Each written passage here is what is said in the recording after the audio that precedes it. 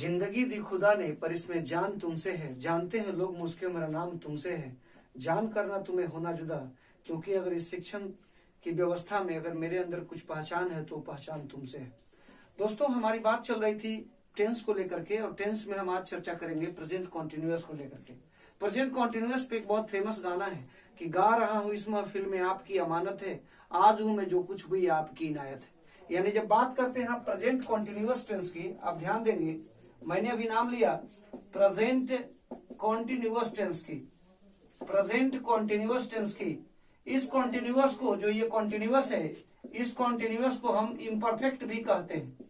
अब आप एक सवाल करोगे मेरे से, ये बताओ सर कि इम्परफेक्ट इसको क्यों कहते हैं, इसको इम्परफेक्ट क्यों कहा जाता है? तो मैं आपको क्लियरली बता दूं, इम्परफेक्ट इसको इसलिए कहते हैं क्योंकि ये परफेक्ट है ही नहीं। इसमें काम हो रहा है, आगे होगा नहीं होगा इस बात की कोई गारंटी नहीं है। ठीक है, जैसे अभी मैंने कहा कि गा रहा हूं इस महफिल में आपकी इनायत है, यानी अभी गा रहा हूं, मैं आपको क्रेडिट दे रहा हूं। I am singing in this party, this credit goes to you. I am singing in this party, this credit goes to you, और whatever I am, this credit also goes to you। आज आप उसकी credit दे रहे हो, कल उसकी credit दोगे या नहीं दोगे इस बात की गारंटी नहीं है। तो मैंने कहा कि इम्परफेक्ट यानी जो परफेक्ट नहीं है। यानी यहाँ पे एक बात समझ जानी चाहिए आप लोगों को कि यहाँ सिस्टम क्या है कि यहाँ पे होना चाहिए रहा है, रही है, रहा है और रही है। अब ध्यान देना, मैंने कहा गा रहा हूं तो रहा हूं लगा हुआ है, रही है रहा हूं भी हो सकता है, रहा हूं तो गा रहा हूं इस महफिल में आपकी इनायत है, आज हूं मैं जो कुछ भी आपकी इनायत है, जिंदगी से कैसा सिकवा खुद से ही शिकायत है। यानी जिसके लास्ट में रहा है, रही है या रहा हूं लगा हो, वो कौन सा टेंस होगा? प्रेजेंट कॉन्टिन्यूअस टेंस होगा। कौन सा टेंस होगा? प्रेजेंट कॉन्टिन्यूअस टेंस होगा। अब देखिए, प्रेजेंट कॉन्टिन्यूअस के लिए सबसे पहले कहते हैं कि जिस प्रकार से बंदूक के लिए गोली की जरूरत होती है या गोली के लिए बंदूक की जरूरत होती है, इसी तरह से अगर आप टेंस की बात करते हो तो टेंस को समझने के लिए स्ट्रक्चर की जरूरत होती है। नाम है इसका कॉन्टिन्यूअस, तो जब इसका नाम कॉन्टिन्यूअस है दोस्त, तो कंटिन्यूअस नाम होने की स्थिति में इसके साथ कंटिन्यूटी दिखाई जाएगी, और कंटिन्यूटी दिखाई जाने के लिए इसमें सबसे पहला जो स्ट्रक्चर होगा वो स्ट्रक्चर होगा सब्जेक्ट होगा। सब्जेक्ट के बाद आपका इज होगा, इज के बाद आर होगा, आर के बाद एम होगा, V4 होगा और प्लस ऑब्जेक्ट होगा। यहाँ V4 का मतलब क्या है सबसे पहले समझ लेना। V4 का मतलब होता है ING। V4 का मतलब क्या होता है? ING। अगर मैं आपको बता दूं कि जब मैं कंटिन्यूअस बता लूंगा तो कंटिन्यूअस और प्रेजेंट इंडेफिनिट दोनों को कंपैरिजन करा के दो सेक्शंस में करके मैं आपको बताऊंगा कि इंडेफिनिट में और कंटिन्यूअस में क्या डिफरेंस है। तो सबसे पहले subject plus is RM plus V4 plus object है। मैंने अभी क्या कहा? रहा है, रही है, रहा हूं लगा हुआ है। अब देखो इसका जब तुम, ये कौन सा स्ट्रक्चर हो गया भाई? तो ये जो स्ट्रक्चर तुम्हारा हो गया, ये तुम्हारा अफर्मेटिव हो गया। कौन सा हो गया? अफर्मेटिव। यानी इसको हम लोग सकारात्मक के नाम से जानते हैं। किसके नाम से जानते हैं? सकारात्मक के नाम से जानते हैं। यानी जो सकारात्मक रिजल्ट दे। जैसे यहाँ पे मैं सेंटेंस लिखता हूं, ठीक है, मैं सेंटेंस लिखता हूं कि मैं, ठीक है, यह किताब, ध्यान दीजिएगा, मैं यह किताब लिख रहा हूं, मैं यह किताब लिख रहा हूं। जरा गौर फरमाइएगा इस सेंटेंस को। मैं का क्या हो जाएगा? आई हो जाएगा। आई के साथ क्या लगेगा? एम लगेगा। लिखना का अंग्रेजी क्या होता है? राइट होता है, और राइट में लगा देंगे ING, आई एम राइटिंग, और उसके बाद क्या हो जाएगा? This book. मैं यह किताब लिख रहा हूं, I am writing this book. समझ आ रही बात? अब तुम सवाल करोगे मेरे से कि सर यहाँ बता तो दिया, लेकिन किसके साथ क्या लगोगे ये आपने बताया नहीं। चूंकि यहाँ पे ऑक्सिलरी वर्ब इज RM की बात है, तो मैं एक बार यहाँ हाईलाइट करता हूं। आई है, वी है, यू है, ही है, सी है, इट है, दे है, कोई नेम है, या कोई प्लूरल सब्जेक्ट है। प्लूरल क्या है? सब्जेक्ट है। जरा ध्यान देना, आई के साथ हमेशा क्या लगेगा? एम लगेगा। वी के साथ हमेशा क्या लगेगा? आर लगेगा। यू के साथ हमेशा क्या लगेगा? आर लगेगा। समझना, आई के साथ क्या लगेगा? एम। वी के साथ क्या लगेगा? आर। यू के साथ क्या लगेगा? आर। ही देखो सिंगुलर सब्जेक्ट है तो इसके साथ इज लगेगा। सी के साथ क्या लगेगा? इज लगेगा। इट के साथ क्या लगेगा? इज लगेगा। दे के साथ क्या लगेगा? इज नहीं लगेगा, बल्कि दे तीनों का प्लूरल है। जो तीन देख रहे हो ना, ये तीनों का प्लूरल, इसलिए यहाँ पे क्या लगेगा? आर लगेगा। अगर कोई नाम सिंगुलर आता है तो उसके साथ इज लगाएंगे, लेकिन एक से ज्यादा अगर सब्जेक्ट होता है, एक से ज्यादा अगर सब्जेक्ट होता है तो वैसी स्थिति में इसके साथ आर का प्रयोग करेंगे। मैं जहां तक समझता हूं आपको क्लियर है कि किस सब्जेक्ट के साथ क्या लगाएंगे। जैसे इसके पहले के क्लास में मैंने आपको बताया था किसके साथ डू का प्रयोग करोगे, किसके साथ डज का प्रयोग करोगे। एक बात और बड़ा इंपॉर्टेंट है, वो बात ये इंपॉर्टेंट है, तुम पूछोगे कि सर ये बताओ सिंपल प्रेजेंट या प्रेजेंट इंडेफिनिट टेंस में एक बात आपको समझ नहीं आ रही थी, वो ये नहीं आ रही थी आपको समझना आप कि सर जब आप अफर्मेटिव सेंटेंस बना रहे थे तो उसमें आप ऑक्सिलरी वर्ब का प्रयोग नहीं कर रहे थे, बल्कि मेन वर्ब की मदद से ही बना रहे थे, प्रधान क्रिया की मदद से। लेकिन जब आप निगेटिव बनाते थे तो डू और डज लगा के उसके साथ नॉट लगा करके आप बनाते थे, यानी वहां पे ऑक्सिलरी वर्ब आ जाता था। यानी एक बात keep in mind, always you should keep in your mind कि प्रेजेंट इंडेफिनिट के अफर्मेटिव में ऑक्सिलरी वर्ब का प्रयोग नहीं होता है, लेकिन अफर्मेटिव को छोड़ करके जितने भी स्ट्रक्चर्स हैं सब में ऑक्सिलरी वर्ब का प्रयोग किया जाता है। ठीक है, चाहे निगेटिव हो, चाहे इंट्रोगेटिव हो, चाहे इंट्रोगेटिव निगेटिव हो। बात समझ में आ रही है? यहाँ क्या है, यहाँ अफर्मेटिव में भी ऑक्सिलरी वर्ब लग रहा है, एम लग रहा, आर लग रहा, आर लग रहा, जो जैसा सब्जेक्ट है, जैसा जिसका कैरेक्टर है, उस कैरेक्टर के हिसाब से हम लोग यहाँ पर क्या कर रहे हैं, लगा रहे हैं। तो देखो आई के साथ क्या लगा एम, वी के साथ क्या लगा आर, यू के साथ क्या लगा आर, ही के साथ क्या लगा इज, सी के साथ क्या लगा इज, इट के साथ क्या लगा इज, दे के साथ क्या लगा आर, नेम के साथ इज लगा, प्लूरल सब्जेक्ट के साथ आर लगा। अभी रिसेंटली एग्जाम होने वाला है बिहार बोर्ड का, +2 लेवल का एग्जाम होने वाला है। +2 के ट्रांसलेशन बनाने में ही आपको काफी मदद करेगा, जो भी एग्जाम्स है उनमें भी मदद करेगा। तो अगर मैं यह किताब लिख रहा हूं, I am writing this book. अब हम यहाँ पे दूसरा सेंटेंस अगर बनाते हैं कि हम लोग, ठीक है, हम लोग यह, ठीक है, कलम खरीद रहे हैं, हम लोग यह कलम खरीद रहे हैं। जरा गौर से देखिएगा, इस सेंटेंस को जब बनाएंगे वी बनेगा, वी के साथ क्या लेगा आर लेगा, आर के साथ क्या होगा बाइंग होगा, वी आर बाइंग। ठीक है, कौन सी कलम, तो भाई दिस पेन, ध्यान दीजिएगा, हम लोग यह कलम खरीद रहे हैं। अब लिखते हैं वह अपने पति के साथ जा रही है। जैसे यहाँ पे सेंटेंस लिखते हैं वह अपने पति के साथ जा रही है, वह अपने पति के साथ जा रही है। ध्यान से फरमाइएगा, वह है, वह क्या है, लड़की है कि लड़का है जी, लड़की है, तो वह के लिए क्या हो जाएगा, सी हो जाएगा। सी के साथ क्या लेगा, कैरेक्टर देखो वहां इज है, सी इज। अब क्या हो जाएगा, गोइंग, गो का गो माने जाना, उसके साथ आईएनजी लगाया, गोइंग, सी इज गोइंग। किसके साथ जा रही है, विथ, किसके साथ, अपने हस्बैंड के साथ, तो her husband, she is going with her husband, वह अपने पति के साथ जा रही है। ठीक इसी तरह से सेंटेंस लेते हैं, जैसे मान लिया लेते हैं अमन, ठीक है, अमन नाश्ता कर रहा है। जरा ध्यान से देखना, अमन नाश्ता कर रहा है, इस सेंटेंस को बनाओगे तो क्या बनेगा, अमन इज, अमन के साथ इज लगाओगे, अमन जो है प्रॉपर नाउन सिंगुलर सब्जेक्ट है, अपने साथ इज लेगा, तो अमन इज, और इसके साथ चाहे तो लगा दो हैविंग लगा दो, या लगा दो टेकिंग लगा दो, हैविंग या टेकिंग दोनों में से कोई एक लगा दो। यहां आपका हो जाएगा ब्रेकफास्ट। अमन इज हैविंग या टेकिंग ब्रेकफास्ट, अमन क्या कर रहा है, नाश्ता ले रहा है या नाश्ता कर रहा है। अमन इज हैविंग या टेकिंग ब्रेकफास्ट, अमन नाश्ता कर रहा है। अब समझिएगा, तो कर अमन इज हैविंग या टेकिंग ब्रेकफास्ट, अमन क्या कर रहा है, नाश्ता कर रहा है।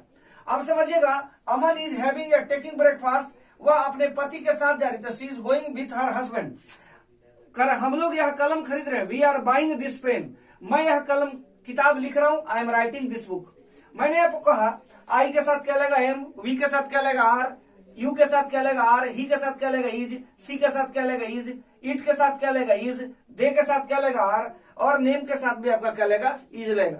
ये मैंने अभी आपको बताया, इसको जरा एक बार आप देख लो अच्छे से क्या मैंने बताया है। कॉन्टिन्यूअस है तो स्ट्रक्चर इसका मैंने भी आपको हाईलाइट करा है। क्या है, सब्जेक्ट है, सब्जेक्ट के बाद इज है, आर है, एम है, फिर इसके साथ V4 है, फिर ऑब्जेक्ट है, और ये हमारा कौन सा स्ट्रक्चर है, अफर्मेटिव स्ट्रक्चर है। कौन सा स्ट्रक्चर है, अफर्मेटिव स्ट्रक्चर। अब इसके बाद हम लोग निगेटिव करेंगे, इंट्रोगेटिव करेंगे, इंट्रोगेटिव निगेटिव करेंगे, चारों स्ट्रक्चर्स पे चर्चा करेंगे। पहले हमारी चर्चा किसको लेके है, subject plus is are am plus V4 plus object को लेकर के है। इसको सबसे पहले हम लोग करते हैं, पहले इसको आप लोग करिए, है ना। इसके जस्ट बाद तुरंत हम लोग निगेटिव, इंट्रोगेटिव और इंट्रोगेटिव निगेटिव पर भी चर्चा हम लोग करेंगे।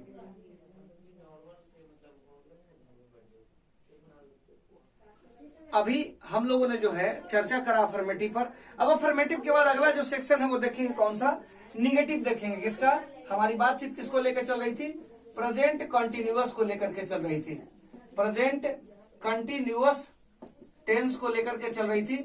इसी प्रेजेंट कंटिन्यूअस के क्रम में अभी हमने अफर्मेटिव बताया। अगला जो स्ट्रक्चर है वो हम लोग चर्चा करेंगे निगेटिव स्ट्रक्चर की। कौन सा स्ट्रक्चर होगा, निगेटिव स्ट्रक्चर होगा। निगेटिव स्ट्रक्चर बोले तो नकारात्मक, कौन सा? नकारात्मक। तो नकारात्मक क्या होगा? सब्जेक्ट होगा, सब्जेक्ट के बाद इज होगा, इज के बाद आर होगा, आर के बाद एम होगा, प्लस उसके बाद क्या होगा? नॉट होगा, नॉट के बाद V4 होगा और प्लस आपका ऑब्जेक्ट होगा। Subject plus is are am plus not plus V4 और प्लस ऑब्जेक्ट। गौर से देखना, ये निगेटिव स्ट्रक्चर है, जाहिर सी बात है इसमें नॉट लगा। निगेटिव के बाद अगला जो स्ट्रक्चर होता है वो आपका होता है इंट्रोगेटिव स्ट्रक्चर। इंट्रोगेटिव, ठीक है। इंट्रोगेटिव स्ट्रक्चर क्या होता है, जरा इसको देख लो, फिर एक एक एग्जांपल्स को पुट करेंगे। तो यहाँ पे क्या होगा? इज को आगे कर लेंगे, आर को आगे कर लेंगे, एम को आगे कर लेंगे, फिर सब्जेक्ट होगा, फिर V4 होगा, फिर ऑब्जेक्ट होगा। एक बात बच्चों ध्यान देना, यहाँ सबसे इंपॉर्टेंट है वो ये है कि जैसे ही इंट्रोगेटिव वर्ड आएगा, क्या वर्ड आएगा? Just listen to me carefully, it should be crystal clear to you all. मैंने कहा कि अगर इंट्रोगेटिव वर्ड आया तो यहाँ पे क्या होना चाहिए? इंट्रोगेटिव मार्क्स यानी प्रश्नवाचक चिन्ह का होना जरूरी है। सेंटेंस का स्ट्रक्चर लिखेंगे तो, सेंटेंस को बनाएंगे तो, हिंदी में लिखेंगे तो, इंग्लिश में लिखेंगे तो उसके लास्ट में प्रश्नवाचक चिन्ह को हम देंगे, नहीं तो सेंटेंस हमारा क्या हो जाएगा? डेड रॉन्ग, यानी पूरी तरह से क्या हो जाएगा? गलत हो जाएगा। अब देखो इंट्रोगेटिव का अगला जो स्ट्रक्चर होगा उसको हम लोग बोलेंगे इंट्रोगेटिव निगेटिव।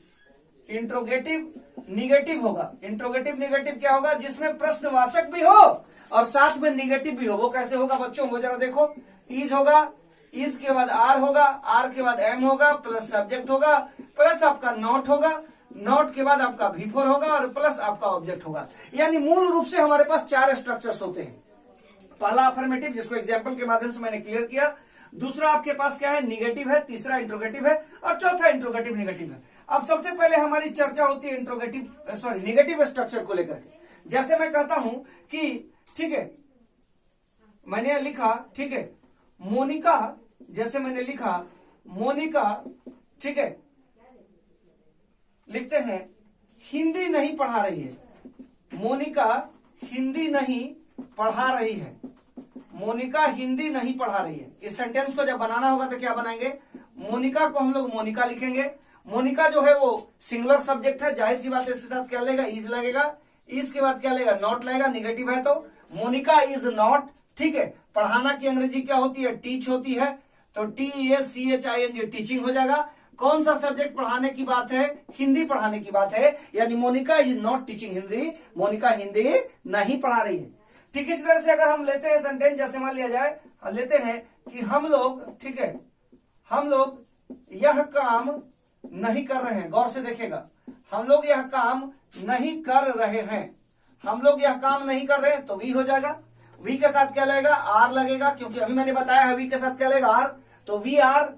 उसके बाद क्या बनाएंगे? नॉट। वी आर नॉट, काम नहीं कर रहे हैं तो वी आर नॉट, ठीक है, doing, we are not doing, ठीक है, यह काम, हम लोग यह काम, we are not doing this हो जाएगा, और दिस के बाद क्या हो जाएगा? वर्क हो जाएगा। We are not doing this work, हम लोग यह काम नहीं कर रहे हैं।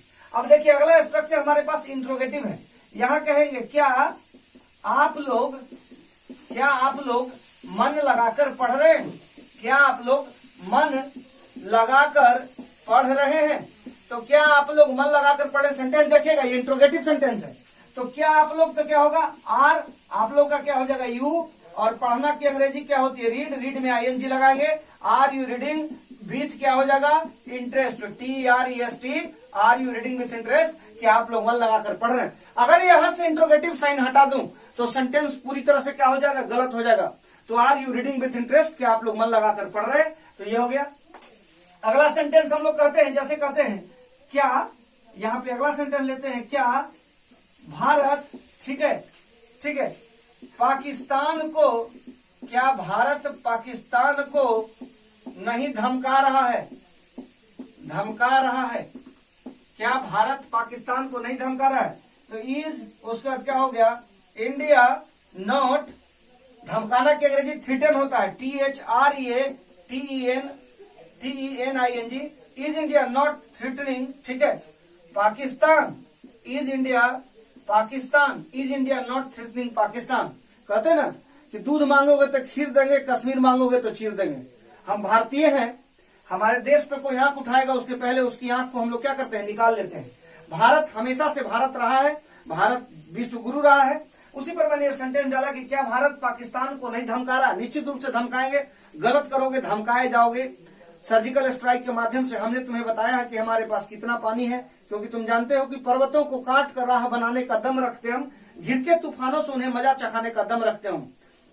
मुझे तो तरस आता है तुम्हारी बुज़दिल चीजों को देख करके, तुम्हारे सीने में भी देशभक्ति का आग जला करके तुम्हारे देश में भी झंडा फहराने का दम रखते हम। ये भारतीय लोगों का दम है, दमखम है, जिसके बल पे भारत अपने युवाओं के साथ आगे की ओर बढ़ रहा है। हम सदैव आगे बढ़ते रहेंगे। तो कह रहा क्या भारत पाकिस्तान को नहीं धमका रहा है? तो is India not threatening Pakistan. ठीक है, सेंटेंस हमारा सही है। यानी कहने का मतलब यहाँ पे ये है कि ये जो हम सेंटेंस बना रहे, हमारे पास 4 स्ट्रक्चर्स हैं। 4 स्ट्रक्चर्स के माध्यम से पहला हमने क्या बनाया? अफर्मेटिव। दूसरा हमने क्या बनाया? निगेटिव। तीसरा हमने क्या बनाया? इंट्रोगेटिव। चौथा हमने क्या बनाया? Interrogative negative. अब देखो कंपैरिजन करो। मैं कहता हूं मैं खाता हूं तो आई ईट, मैं खा रहा हूं आई एम ईटिंग। मैं नहीं खाता हूं आई डू नॉट ईट, मैं नहीं खा रहा हूं आई एम नॉट ईटिंग। ठीक है, फिर कहता हूं क्या मैं खाता हूं? Do I eat. क्या मैं खाता हूं? Do I eat. क्या मैं नहीं खा रहा हूं? Am I not eating. क्या मैं नहीं खाता हूं? Do I not eat. क्या मैं नहीं खा रहा हूं? Am I not eating. यानी दोनों को कंपैरिजन करो, प्रेजेंट इंडेफिनिट को और प्रेजेंट कंटिन्यूअस को। दूसरा सेंटेंस भी लिख सकते हो। सुधा गाना गाती है, सुधा सिंग्स ए सॉन्ग। सुधा गाना गा रही है, Sudha is singing a song. दोनों अफर्मेटिव है। सुधा गाना गाती है, सुधा गाना गा रही है। तो सुधा गाना गाती है, ताहे तीहे ते है, प्रेजेंट इंडेफिनिट। और सुधा गाना गा रही है, तो गा रही है कंटिन्यूअस। तो सुधा गाना गाती है, सुधा सिंग्स ए सॉन्ग। सुधा गाना गा रही है, Sudha is singing a song. Sudha गाना नहीं गाती है, तो Sudha does not sing a song. Sudha गाना नहीं गा रही है, Sudha is not singing a song. ठीक है, निगेटिव बनाया। फिर इंट्रोगेटिव में क्या सुधा गाना गाती है? Does Sudha sing a song. क्या सुधा गाना गा रही है? Is Sudha singing a song. क्या सुधा गाना नहीं गाती है? Does Sudha not singing a song. Does Sudha not singing a song गलत हो जाएगा, तो क्या बनेगा? Does Sudha not sing a song. क्या सुधा गाना नहीं गा रही है? Is Sudha not singing a song. यानी सेंटेंस अफर्मेटिव भी बनेगा, निगेटिव भी बनेगा, इंट्रोगेटिव भी बनेगा, इंट्रोगेटिव निगेटिव भी बनेगा। बात समझ में आ रही है? निगेटिव तो बनेगा ही, इंट्रोगेटिव बनेगा, इंट्रोगेटिव निगेटिव बनेगा, अफर्मेटिव बनेगा। तो दोनों को कंपैरिजन जब करोगे तो इसमें और भी बहुत सारे स्पेशल स्ट्रक्चर्स हैं जिन पर हमारी चर्चा होगी। लेकिन फिलहाल अभी मैंने आपको इतना बताया है, इसको आपको अच्छे से समझना नॉर्मल तरीके से।